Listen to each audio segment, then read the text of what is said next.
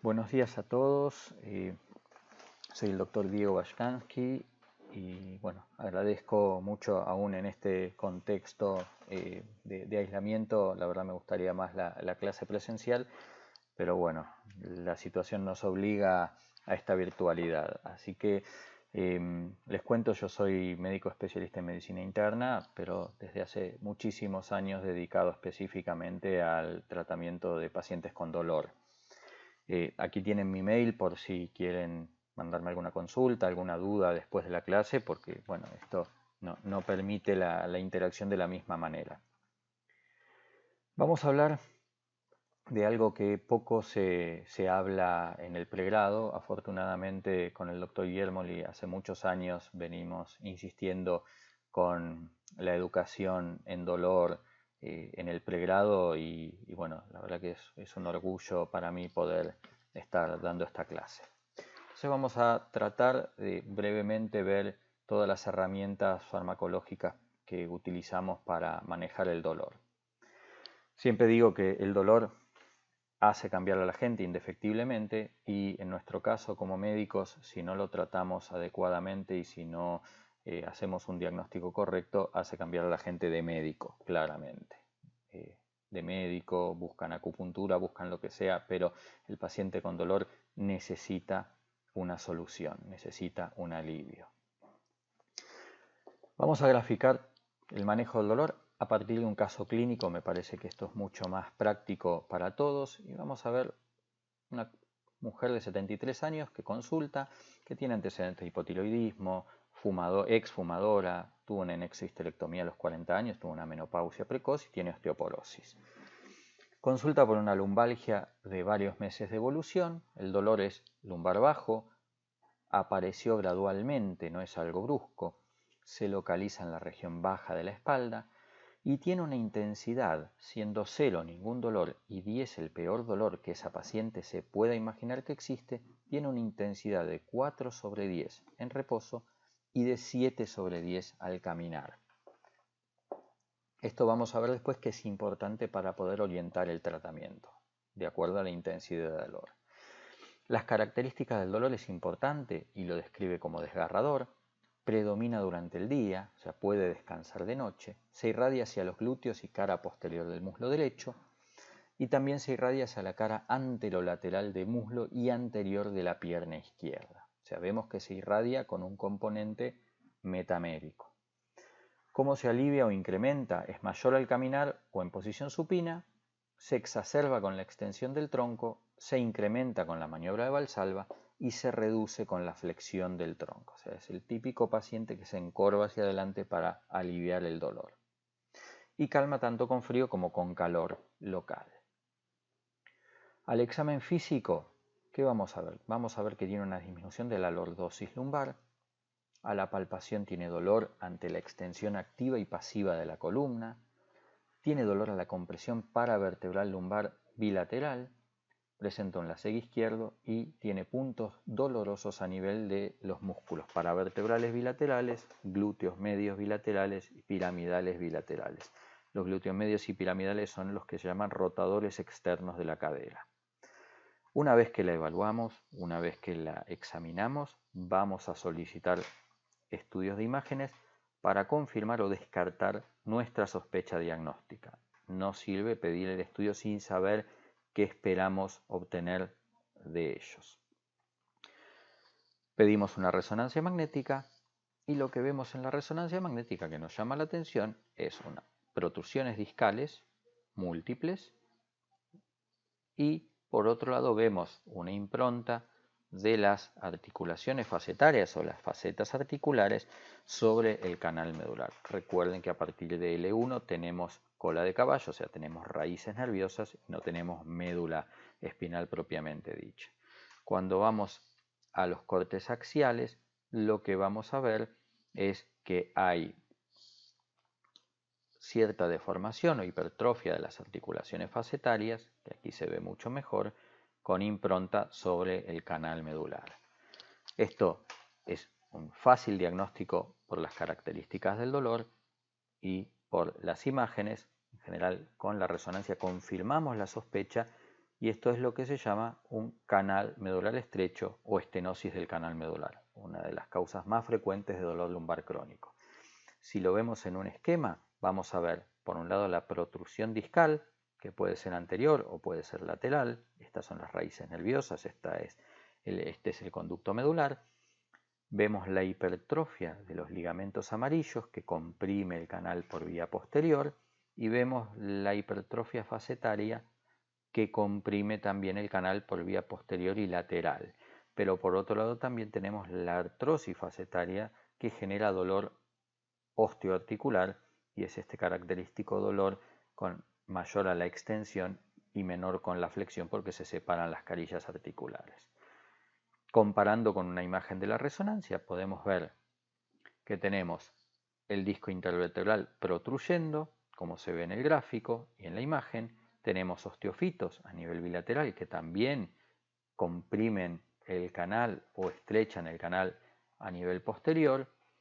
Tenemos el ligamento amarillo hipertrofiado y tenemos la hipertrofia facetaria que provoca, como les decía, un dolor osteoarticular localizado.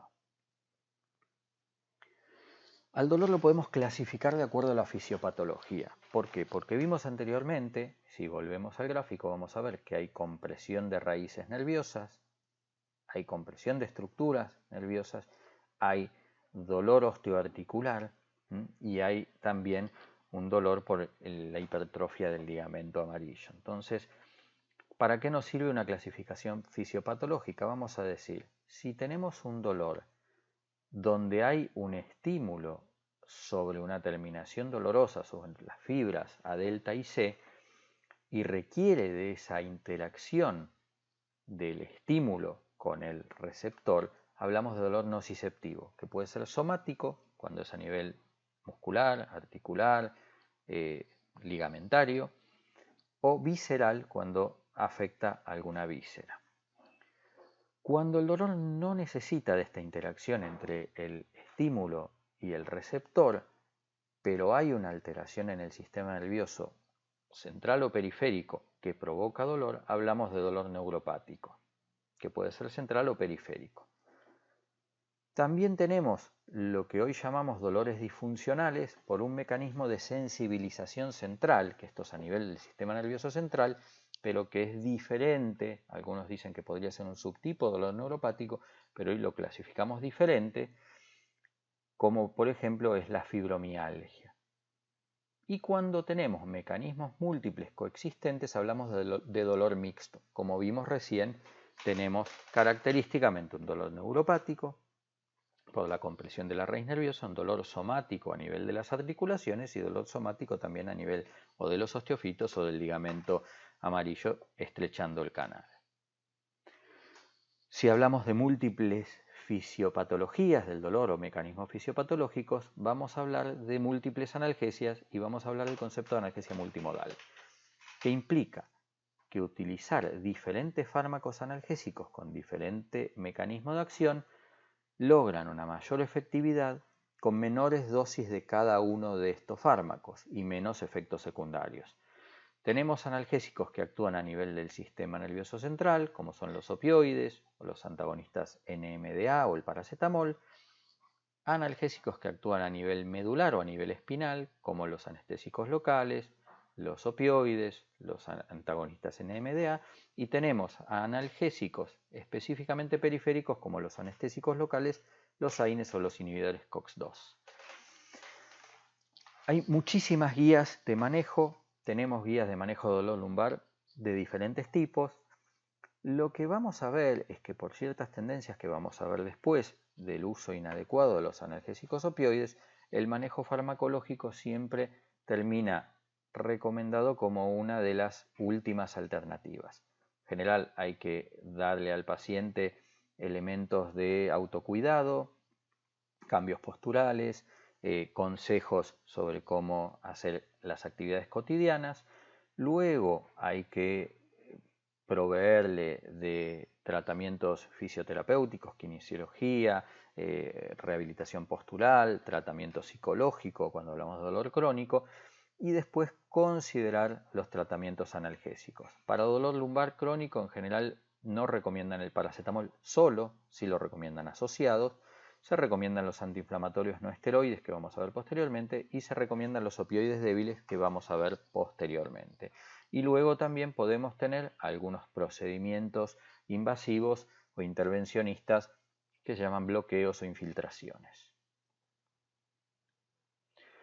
El concepto de polifarmacia racional, como les decía, es cuando más de un fármaco se puede requerir para el efecto analgésico.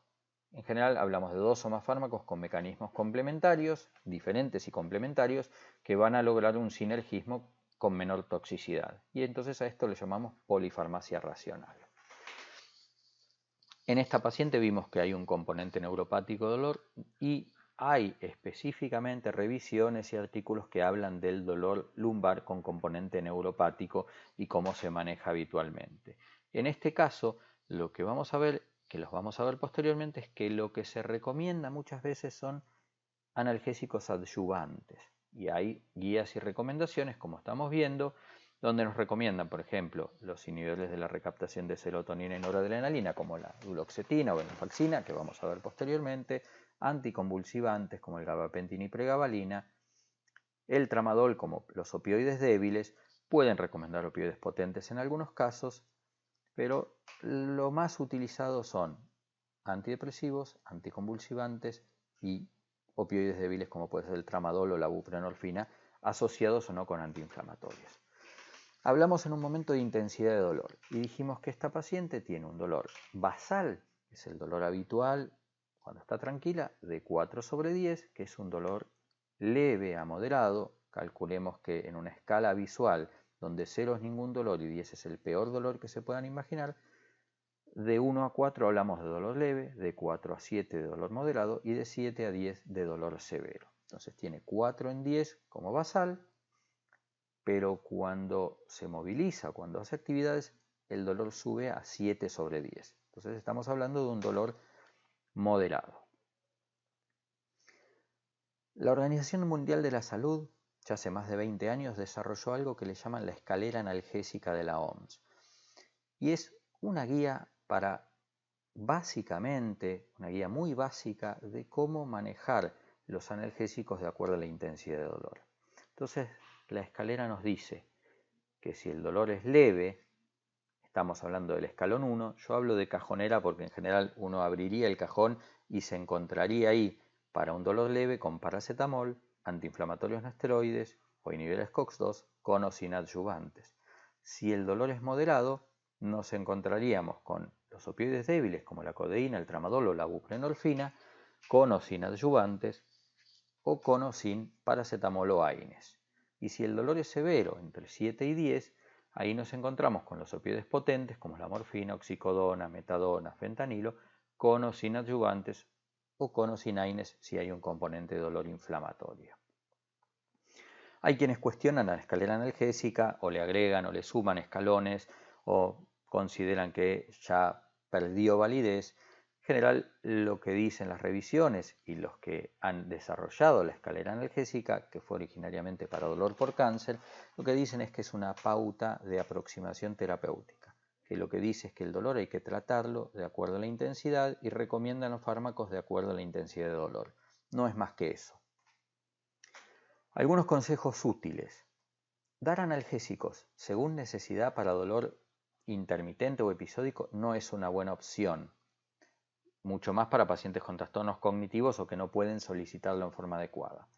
Pero hay que considerar que si un paciente tiene un dolor que aparece episódicamente, pero es brusco, no vamos a llegar a lograr un efecto terapéutico dándole un analgésico cuando dolor aparece y está instalado, porque vamos a tener una latencia de 40 minutos a 1 hora para que actúe un analgésico por boca y vamos a llegar tarde.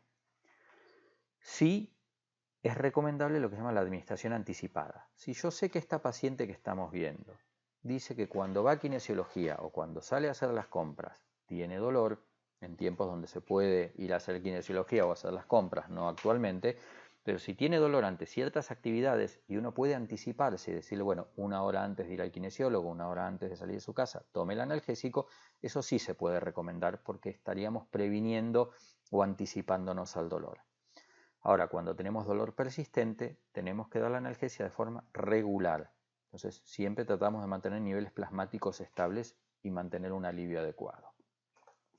Vamos a hablar de los antiinflamatorios no esteroides. Indudablemente son de los fármacos más utilizados, son muy eficaces cuando hay un dolor de componente inflamatorio. Originariamente se evaluaba más por la eficacia que por el riesgo, como dice acá, deme el analgésico más potente que tiene y ¡pum! Digamos, logramos más efecto secundario que efecto terapéutico, pero obtenemos el efecto deseado. Los AINES se utilizan en más de 30 millones de personas en general cada día.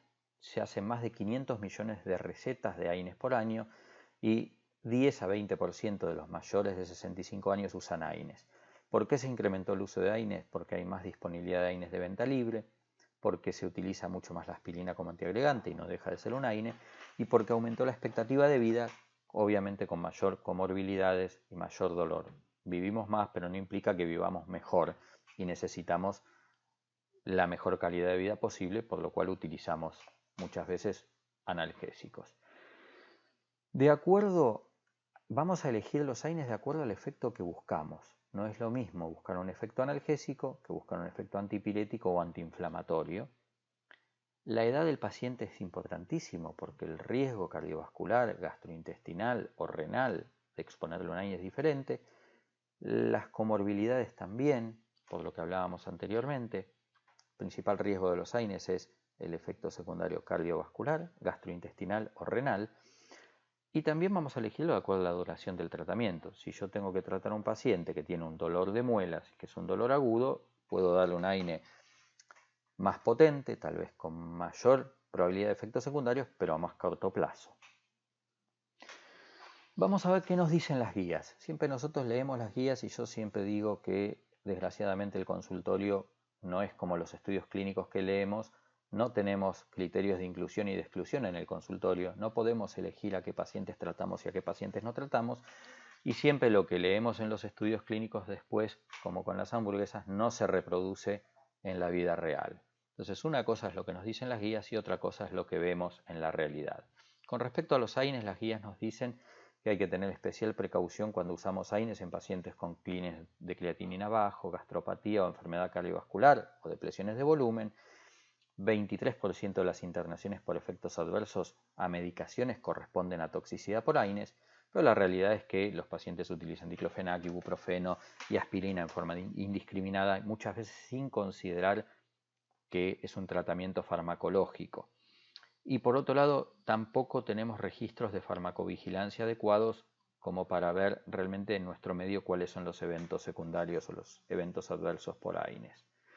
Por otro lado, las guías nos dicen que dentro de los AINES tradicionales el diclofenac es el que más riesgo para eventos cardiovasculares posee, y en general que cuando iniciamos tratamiento con un AINE tenemos que considerar comorbilidades, medicaciones asociadas y factores de riesgo, y lo que vemos es que los AINES no selectivos como el diclofenac se utilizan en forma indiscriminada. La mayoría de los pacientes consumen AINES en forma crónica sin informar o consultar a los médicos.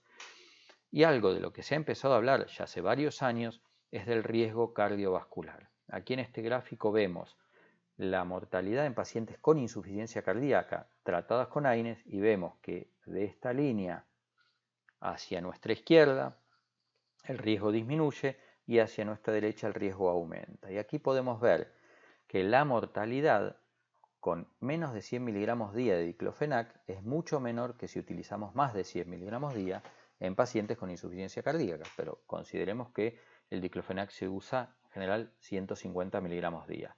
Con ibuprofeno en menos de 1200 miligramos la mortalidad no se incrementa, pero más de 1200 miligramos día sí. Y el naproxeno, que es el más seguro de los antiinflamatorios no selectivos, con menos de 500 miligramos día no se incrementa la mortalidad, pero con más de 500 miligramos día sí. O sea, el riesgo cardiovascular de los AINES existe y hay que considerarlo. Hay diferentes estudios que muestran que aún la aspirina en bajas dosis incrementa el riesgo de sangrado gastrointestinal, y en general el uso de AINES y el sinergismo con el Helicobacter pylori se ha demostrado a largo plazo, con lo cual el riesgo de sangrado es mayor en pacientes que utilizan antiinflamatorios no solo por la agresividad gastrointestinal o por la inhibición de las prostaglandinas, sino por el sinergismo con el Helicobacter pylori. En esta tabla, en este cuadro, lo que vemos es la relación entre dosis orales e intramusculares de AINES.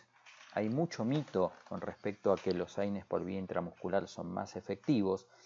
Lo que suele pasar es que las presentaciones de antiinflamatorios que vienen para usar por vía intramuscular suelen venir combinadas con corticoides o suelen venir con dosis mayores que las que se utilizan por vía oral.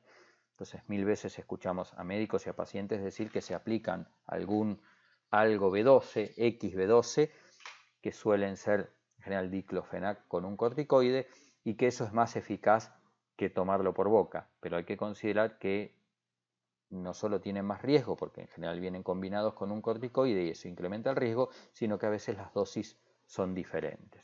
Entonces, no hay diferencia a misma dosis y mismo AINE por vía oral que por vía parenteral. Solo actúa más rápido por vía parenteral. Fíjense, estos son todos los B12 que tenemos, diclofenac con B12, prácticamente todos son combinados con corticoides.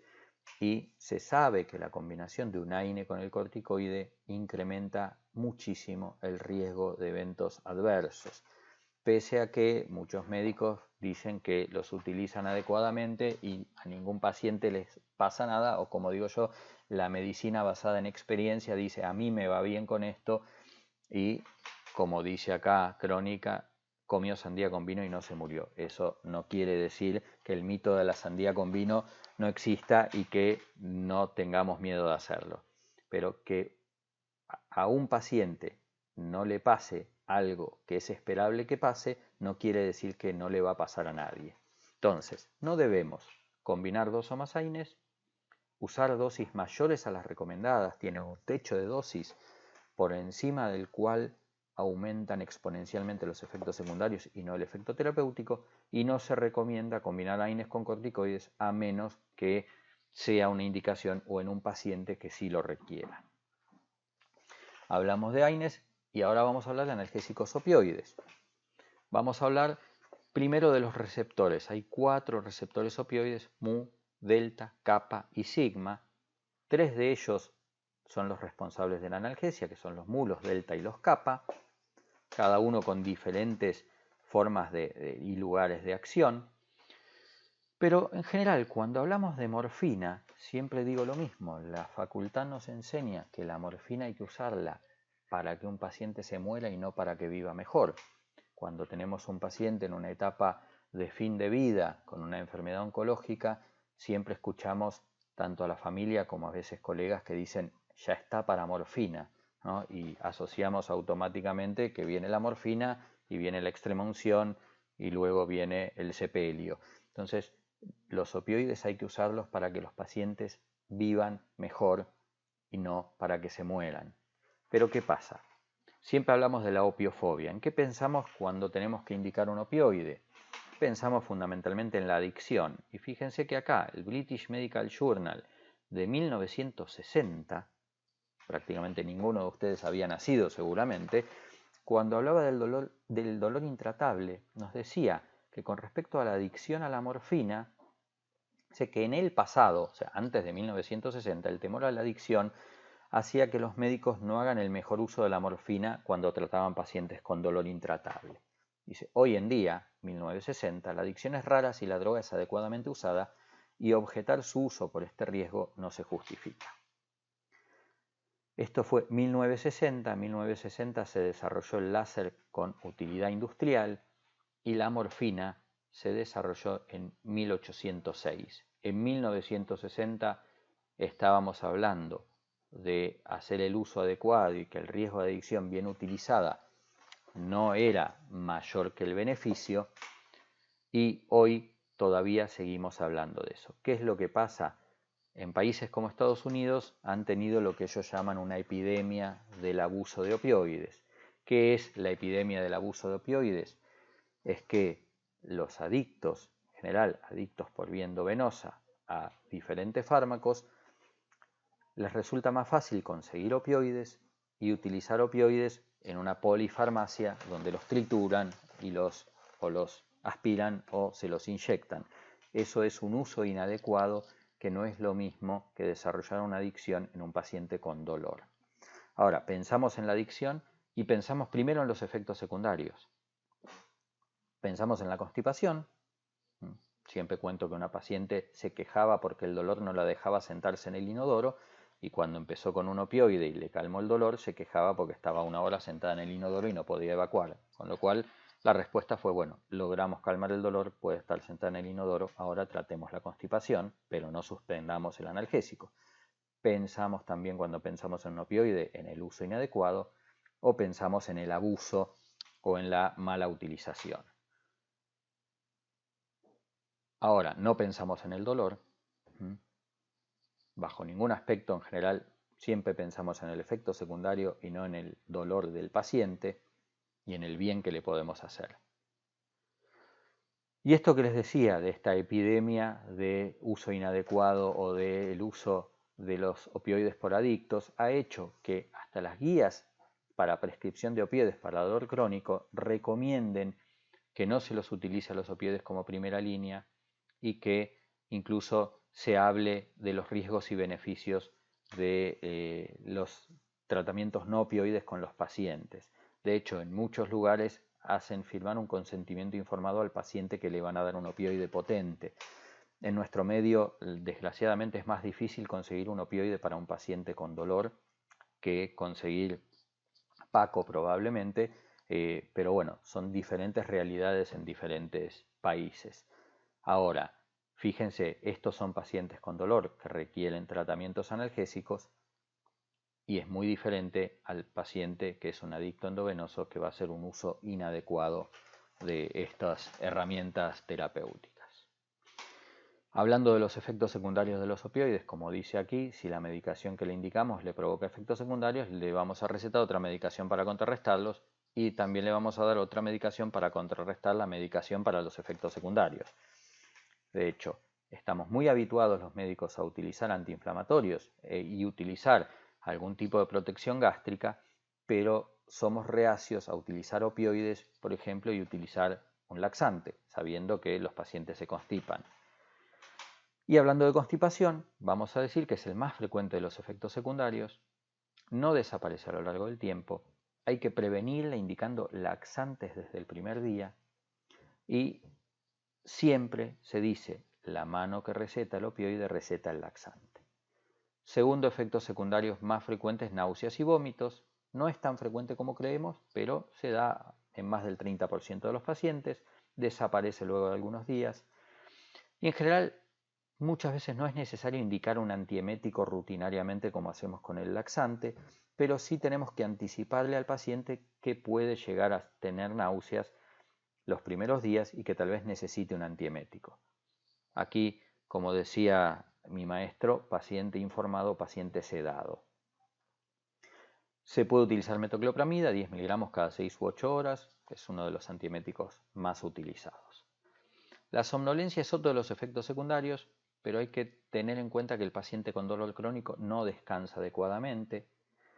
¿Y qué es lo que puede pasar? Iniciamos tratamiento con un opioide y pueden pasar dos cosas. Que el paciente recupere el sueño habitual porque alivió su dolor, que el paciente presente somnolencia por el efecto depresor del sistema nervioso central, y aquí es donde tenemos que ver si no está recibiendo algún otro depresor del sistema nervioso central. Es muy común que al paciente con dolor le preguntamos si el dolor lo deja dormir y te dice que se toma 2 miligramos de clonazepam y que duerme. Eso no quiere decir que el dolor lo deje dormir, sino que lo hace dormir es la benzodiazepina. Y si vemos que se potencia la somnolencia, tenemos que disminuir la dosis de benzodiazepinas cuando usamos opioides. También hay que saber que desaparece luego de unos días. La depresión respiratoria también es muy mitológica y muy temida. En general se da solamente con dosis muy altas de inicio y en pacientes muy debilitados o con alteraciones respiratorias. Sabemos que el dolor estimula el centro respiratorio y antagoniza el efecto depresor respiratorio de los opioides. Y sabemos que la depresión respiratoria se va a instalar gradualmente. Antes de que baje la frecuencia respiratoria gradualmente, el paciente va a estar muy somnolento.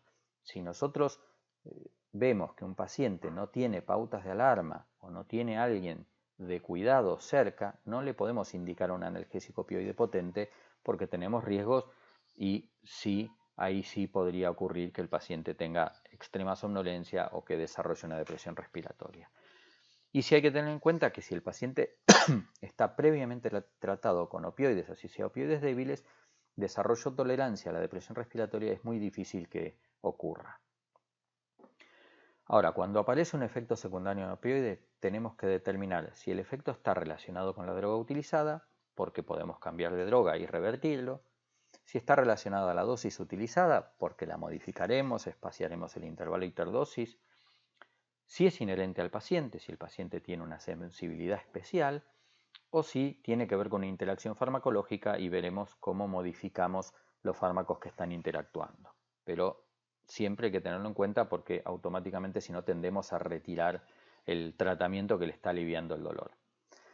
A los opioides los clasificamos de acuerdo a su efecto agonista o antagonista sobre los receptores mu. Y hay agonistas puros como por ejemplo la morfina, la oxicodona, el fentanilo, el tramadol. Hay agonistas parciales como la buprenorfina y hay antagonistas como la naloxona o agonistas antagonistas como por ejemplo la nalbufina, la nalorfina o la buprenorfina. ¿Qué quiere decir? Son agonistas sobre unos receptores y antagonistas sobre otros. Dentro de los opioides débiles vamos a hablar brevemente de la codeína. La codeína es un agonista de los receptores mu, solamente viene en combinación con paracetamol o con antiinflamatorios no esteroides. Es una prodroga que debe ser transformada por el citocromo P450-2D6 y debe ser transformada en morfina, pero el 10% de la población blanca no tiene esta enzima y entonces solo tiene efectos secundarios y no terapéuticos. La buprenorfina, como les decía, es agonista parcial de los receptores mu y antagonista de los receptores kappa. Es una droga muy noble, tiene alta potencia analgésica en relación a la morfina, pero se utiliza en microgramos mientras la morfina en miligramos. O sea, terapéuticamente se considera un opioide menos potente que la morfina. Es muy bien tolerado, tiene bajo potencial de abuso porque es un agonista parcial y por otro lado porque es antagonista kappa, y tiene muy baja biodisponibilidad oral, por lo cual lo utilizamos o por vía sublingual, que no existe en Argentina, o por vía transdérmica. No requiere ajuste de dosis en ancianos, con lo cual es muy útil, no requiere ajuste de dosis en insuficiencia renal, pero sí hay que tener en cuenta, hay que tener precaución en insuficiencia hepática moderada o severa. Otro opioide débil muy utilizado y muy noble es el tramadol. El tramadol tiene un efecto dual, un mecanismo dual, y tiene un mecanismo de analgesia, lo que se llama ascendente, porque es un agonista de los receptores mu, y tiene un mecanismo descendente porque es un inhibidor de la recaptación de noradrenalina y de serotonina. Actuaría como los antidepresivos. Entonces este mecanismo dual, la verdad, lo hace una droga muy, muy utilizada. Dijimos, tiene una dosis máxima de 400 miligramos por día, tiene un metabolito activo que es 2 a 4 veces más potente, que es O-desmetiltramadol y que es también responsable del efecto terapéutico. Puede provocar mareo o vértigo en un 30% de los pacientes, dosis dependiente, hay que iniciar con dosis bajas el tratamiento. En el 25 a 50% prácticamente de los pacientes provoca constipación, al igual que náuseas y vómitos. Provoca náuseas, provoca menos vómitos y en general hay que utilizar dosis bajas e ir titulándolo. Hablamos de adyuvantes. Los adyuvantes son fármacos que no fueron concebidos como analgésicos, que pueden ser utilizados en cualquier escalón o cualquier situación de dolor que lo requiera para incrementar la eficacia de los opioides, para tratar síntomas concomitantes o efectos secundarios que puedan incrementar el dolor o para proveer per se analgesia. Dentro de estos tenemos a los antidepresivos, clásicamente los antidepresivos tricíclicos como la triptilina, la imipramina. Vamos a hablar de la duloxetina, que es uno de los antidepresivos de última generación en dolor y que más aprobaciones por FDA tiene para dolor. Fíjense, en 2004 lo aprobaron para neuropatía diabética, en 2008 para fibromialgia y en 2010 para dolor lumbar. Es un inhibidor selectivo de la recaptación de noradrenalina y serotonina. viene en presentaciones de 30 y 60 miligramos, se utiliza 60 a 120 miligramos al día cada 12 o 24 horas. Hay que tragarlo entero y es metabolizado por el citocromo P450. Luego tenemos anticonvulsivantes, tenemos los gabapentinoides, como el gabapentin y la pregabalina. Son como hermanas, el gabapentin es la hermana mayor o el hermano mayor, la pregabalina la menor. ¿Qué quiere decir? El gabapentin fue el primero en aparecer. La única diferencia que tienen es la absorción y la velocidad de absorción. Esa es la única diferencia que tienen. En eficacia analgésica son similares. No hay estudios comparativos porque los desarrolló el mismo laboratorio y no amerita posiblemente la inversión en estudios comparativos cuando sabemos que el mecanismo de acción es el mismo. Y aquí en este cuadro vemos la biodisponibilidad. Con el gabapentin se reduce a medida que se incrementa la dosis, mientras que la pregabalina es mucho más lineal y tiene un 90% de biodisponibilidad oral. El inicio de acción es mucho más rápido para la pregabalina. El mecanismo de acción es exactamente lo mismo.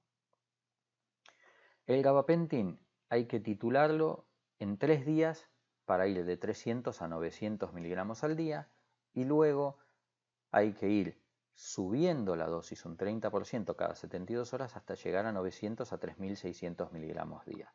Los estudios, por ejemplo, en neuropatía diabética con gabapentin, las dosis donde mayor eficacia hubo fueron entre 1800 a 2400 miligramos día.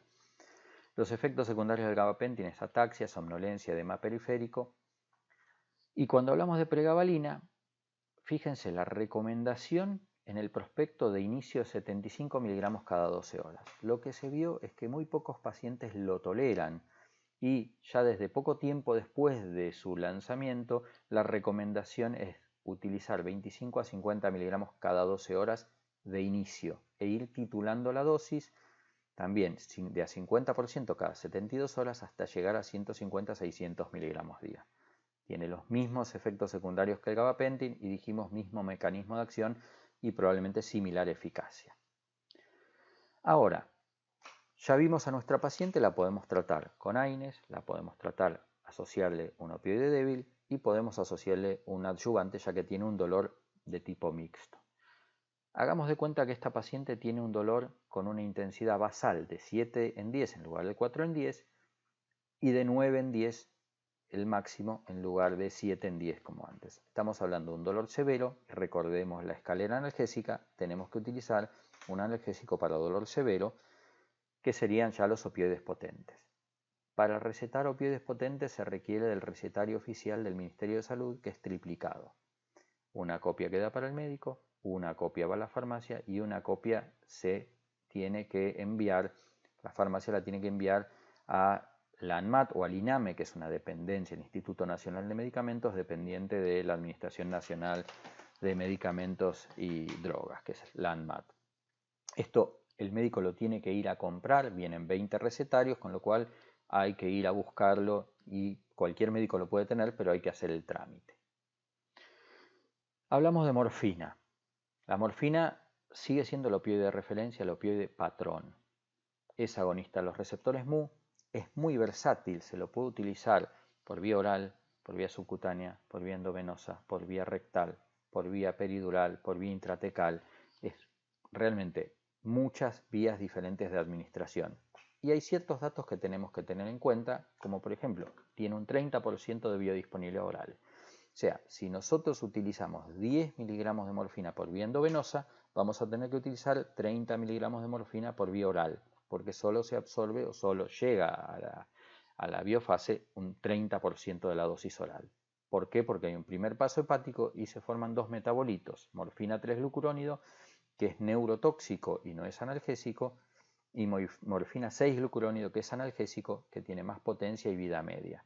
Esto lo que provoca es una acumulación y esta acumulación de metabolitos puede llevar a lo que se llama neurotoxicidad, que se manifiesta por pasado un tiempo bastante prolongado de uso de morfina, pueden presentarse somnolencia, mioclonías, confusión, y entonces ahí tenemos que rotarlo a otro opioide, no se modifica con la dosis.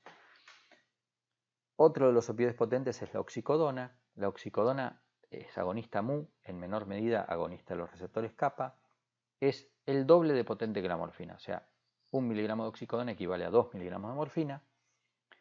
Tiene metabolitos pero que no son clínicamente relevantes y tiene un perfil farmacocinético más predecible. En general, la biodisponibilidad está cercana al 80%, cuando la morfina, dijimos, es un 30%.